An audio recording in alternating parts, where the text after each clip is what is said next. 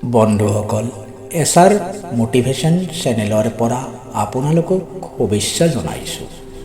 ইয়াৰ আগৰ ভিডিঅ'টোত মূলাধাৰ চক্ৰৰ বিষয়ে আলোচনা কৰিছোঁ আৰু আজিৰ এই ভিডিঅ'টোত স্বাধিষ্ঠান চক্ৰৰ বিষয়ে আলোচনা কৰিম।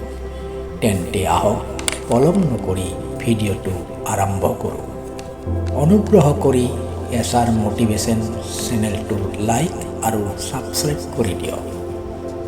স্বাধিষ্ঠান চক্ৰ হৈছে শৰীৰৰ দ্বিতীয় চক্ৰ, যিটো নাভিৰ ঠিক তলত অৱস্থিত।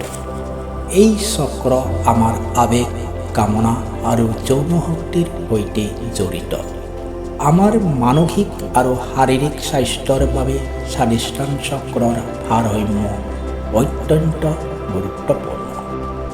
স্বাধিষ্ঠান চক্ৰ সক্ৰিয় কৰাৰ বীজ মন্ত্ৰ হৈছে ওম। দৈনিক 108 বাৰ জপ কৰক। ধ্যানত বহি থাকোঁতে নাভিৰ অংশত মনোনিৱেশ কৰক।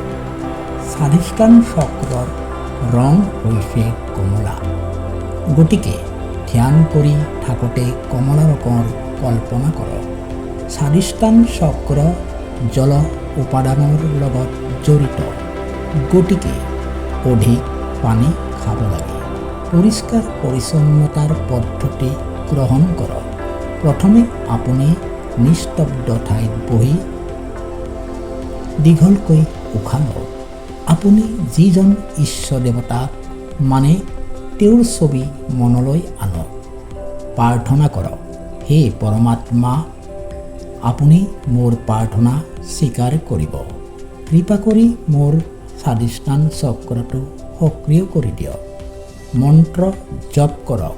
জপ কৰাৰ সময়ত কমলা ৰং কল্পনা কৰিব। ধন্যবাদ। পৰৱৰ্তী ভিডিঅ'ত আলোচনা কৰিম মণিপুৰ চক্ৰৰ বিষয়ে। আজিলৈ ইমানতে সামৰিছোঁ। ধন্যবাদ।